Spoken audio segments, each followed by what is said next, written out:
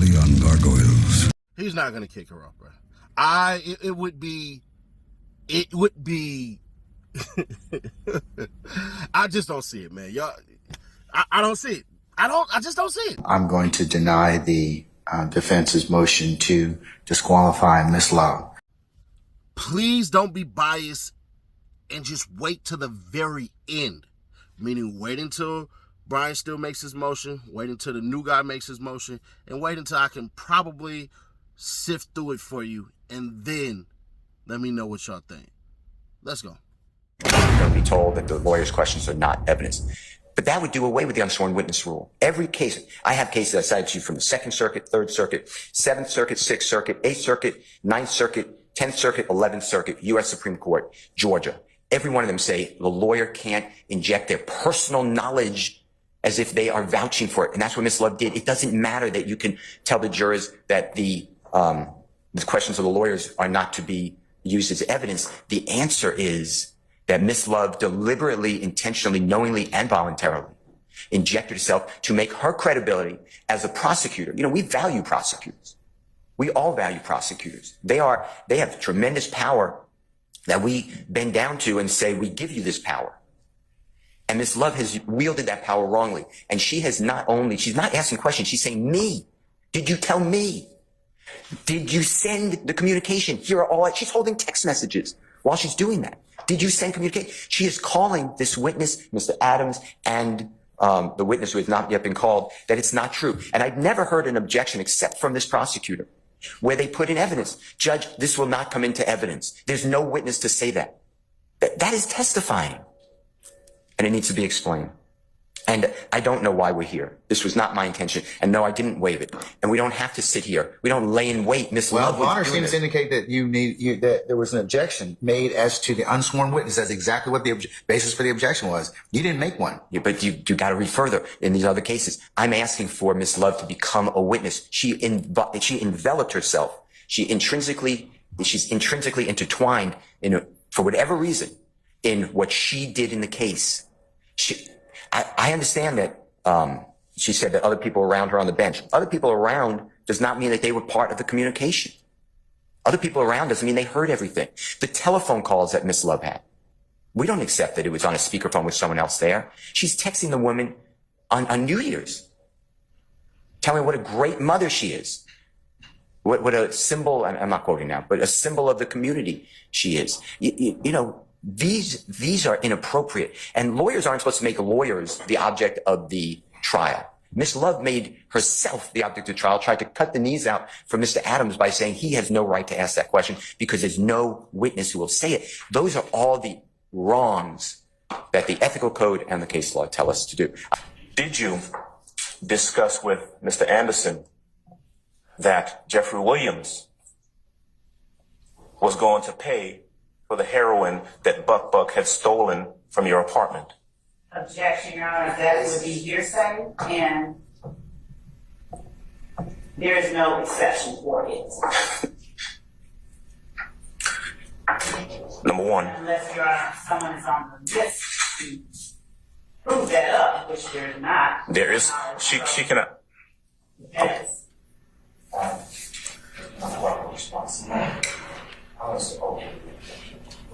So by telling the jurors, Your Honor, there is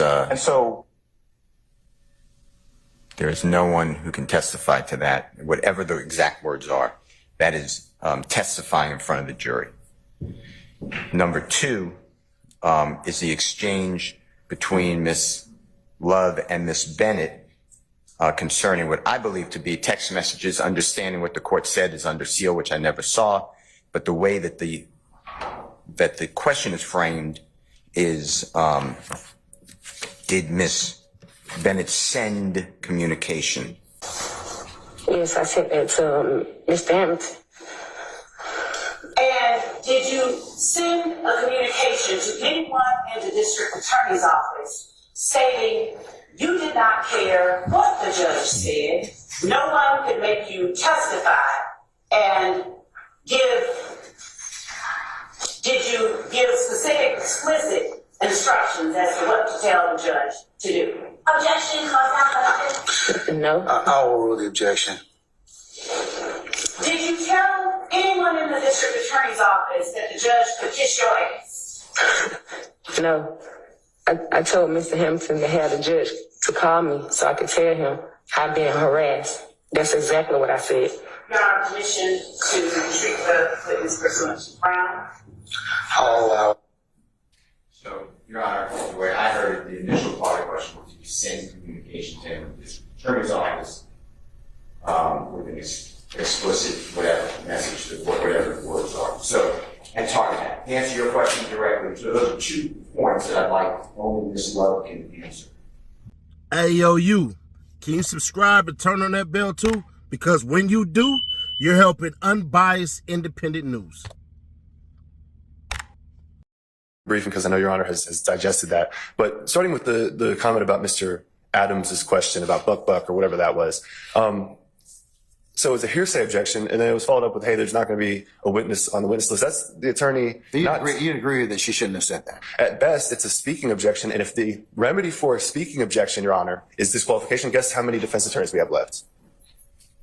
You see what I'm saying? So at best, it's a speaking objection, and that's improper, but it's not the lawyer testifying. Again, the jury is presumed to follow the judge's instructions. The judge has, in this case, and will continue to advise the jury that what the lawyers say is not evidence. And in that connection, Your Honor, I want to point to one of the cases. I'm not going to belabor it, but Palmer v. State, and this is on page 4 of the state's brief. It's a Georgia Supreme Court case. It's 236 Georgia 507 at 507 and 508. There they approved of a jury instruction, and I will concede that it was a curative in that case, but it says that the instruction said that anything a prosecutor might say while asking questions on cross-examination was not evidence. So even if you think that was an improper speaking objection, which is not the first one we've seen, the remedy is not disqualification, which, as Your Honor is aware, is a radical remedy. Going forward to this other communication, the second major point that Your Honor had asked us to discuss, this instance where Ms. Love asked Ms. A.B., isn't it true that you sent a communication talking about the judge can kiss your ass? That's just not good phrasing. Send a communication. It doesn't necessarily mean it doesn't say, didn't you send a text? It doesn't say, didn't you send an email? It says, didn't you send a communication? That's just kind of maybe imprecise phrasing. The remedy for imprecise phrasing is not disqualification either. And if you listen to the rest of that question, Ms. Love went on right after that, really kind of interrupting herself, and clarified and said, did you tell anyone at the DA office that the judge could kiss your ass? Did you tell anyone that? So she heard her own imprecision, she corrected it, and then the answer was no. So we had this big argument about how Bonner doesn't apply, because in Bonner, the witness said yes. Oh no, well in this case, the witness said no. It's a question. But how are they going to impeach you on it? However they want. They can cross-examine her. They have the text, every single text that anybody had with Bennett. Those speak for themselves. They can cross, and the very next witness that I believe the state may call in relation to AB is going to be the investigator who was going to be present for these communications. And just to clarify, which I think wasn't clear, we're not saying, and it's not true that Ms. AB ever sent a text that said the judge can do this. That was an oral statement that was made, and Ms. Love said, hey, didn't you tell me this? And we can ask Ms. AB about it. We can ask the investigator who swore an affidavit to that effect, which Your Honor is aware of. And so there's no unsworn witness violation. And I'm not going to make too much more, fodder of the Rule 37 stuff and the idea of preserving objections, because it's true what Mr. Steele says. That is an appellate doctrine. And, if you don't object to it, you waive it. The contemporaneous objection rule says if you don't object by the time the next question comes, you've waived it for appellate review, and that plain error and stuff, all that still applies for an appellate matter. I just wanted to point out that the sort of artful practice that you see here is a little bit concerning, especially when you look at the sort of injection that happened with Mr. A.B. when it comes to lawyers asserting potentially facts not in evidence, becoming part of the evidence. Again, if disqualification were the remedy here for what is alleged, and we're not even conceding that the allegations are true, but if disqualification were the remedy, where's the Georgia case that says that? And if indeed that was the remedy, again, bye-bye defense lawyers, because Your Honor's been aware of this going on both sides. We have we have permission to lead a witness. Okay, that's proper under Brown.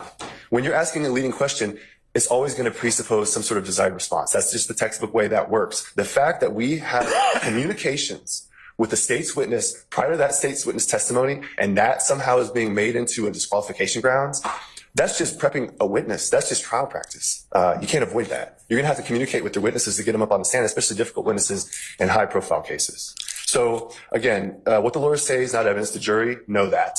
And they're going to be told that, and they're going to follow What about that. okay, let's assume I believe that, or that assertion based on the text messages that at least were in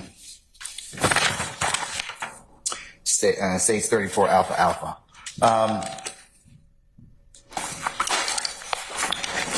What about the communications that Miss Love had with Miss Bennett on the benches outside the courtroom that were not memorialized or witnessed by a third party? I don't believe that any such communications exist. Ms. Bennett said nobody was nearby. That's her answer. But that's not necessarily what reflects the truth. You don't believe that's a problem? I mean, how is the defense or anybody else going to test that? Then you are being asked to look at the credibility of lawyer versus witness because you don't have a third party. Well, that's what Ms. Bennett says, that there's no third party. That doesn't mean we don't have a third party. Was there a third party present? I've been told there was an investigator present. Antonio Long was present for that. Okay. All right. So if need be, Mr. Long can be, if appropriate, can be examined on it. I'm going to leave the court with the final impression, again, reiterating that those text messages are not testimony. And really, if the defense wants to talk about them, they could ask Ms. Bennett. And so we would ask the court to deny this motion. All right, man. Y'all not gonna like what I'm saying. But like I told y'all, hold your reservation, hold your judgment, okay? Still went with an overreach that had legs. Just be fair. He did. He went with an overreach. And the judge said something that I just was like, Judge, nigga, you be saying you would jump in and do that. So what are you talking about? When the judge basically said, well, you should have objected to it and blah, blah, blah, some more stuff, and still was like, no, because I can do it now. It's really no big thing. And to me, it's like, Judge, well, you said if somebody say something wrong, buddy, that you would jump in and try to make it work as well. So the simple thing is that she's testifying or not.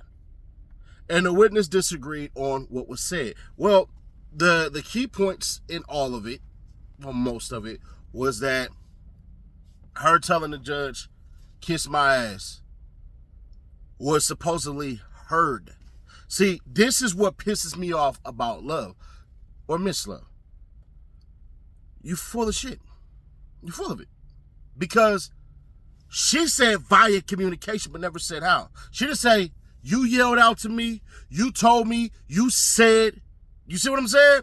So we're left to believe it's either a phone call, a text message, an email, an Instagram message, anything like that. And she did that on purpose. She made it ambiguous for a reason. That's the part that Miss Love literally say all the time. But Miss Love is dirty, but at the same time, it's not wrong. The judge was not wrong in what he decided. But the thing is this. She better be careful. She better be real careful. Because Helsinki and Ms. Hilton, bruh, if they got next, they look better than Ms. Hilton. I ain't gonna hold you. Ms. Hilton in New Dude, Fresh Fish, I'm gonna call cuz Fresh Fish. But New Dude, they was doing all right. They was handling and they was holding their own. I was thinking to myself, buddy, look kind of stupid and stuff like that, but then he turned around and then he got it all in as far as what he needed to. And that's the biggest thing that Steele better worry about. I don't really think it was necessarily Steele trying to get her booted off. I don't really think that was really his play. I think Steele's play was that you try to punch me, I'm going to punch back. And what I mean, you got to remember, Miss Love tried to get Brian Steele off the case earlier. She tried to get him thrown off the case. I think a lot of people forget that part. But she absolutely did. That's 100%. So it is what it is. I mean, I get the pettiness. I get it all and everything like that. The judge actually is getting better because now they're about to start coming in at 8 o'clock. Now they have to start doing all of this stuff before the jury and all this stuff. I mean, before the jury gets there and things of that nature, and so be it and whatnot and whatnot. So I think that part is cool. Now, what's going to be interesting is Buddy said he can ask her about what it is that she's going to do. I mean, what it is that the messages meant, or if they even were said. But then again, Miss Love, you're going to sit there and interrupt and try to say, I didn't say that. And all he has to do is say, well, where's the proof? Who heard of it? And stuff like that and everything like that. So there's that part. Also, this trial is going to last a while.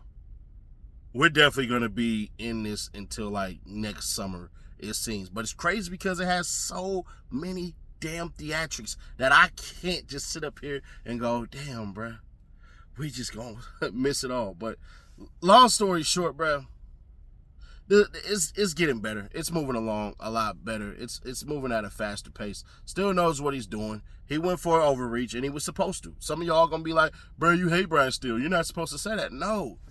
He has to see if he can throw her off. But I think he was just trying to scare her, put her in her place, and get that lick back. And Steele is being petty. But his pettiness is much sharper and much smarter. Now, when it boils down to it, there was no bias today. Still did not make his point. He just didn't. And dude even said it. You had to show me where anybody has been booted off. But the judge basically like, well, that's at my discretion, that's at my power. And all that. And I told y'all in my last video, I'll pin it in the comments. I told y'all what's going to happen. He's going to admonish the freaking jurors. He literally did both things I said he was going to do. He wasn't going to boot her off and literally was going to admonish the jury. So I think Still also implemented in the head of the judge to constantly remind the damn jury, and he's going to do it again, that, hey, bruh, what a attorney says is not facts. An attorney is not testifying to the facts. That's what the witnesses are doing, and y'all determine if y'all believe the witnesses' stories or not, and if if the prosecution team has done well.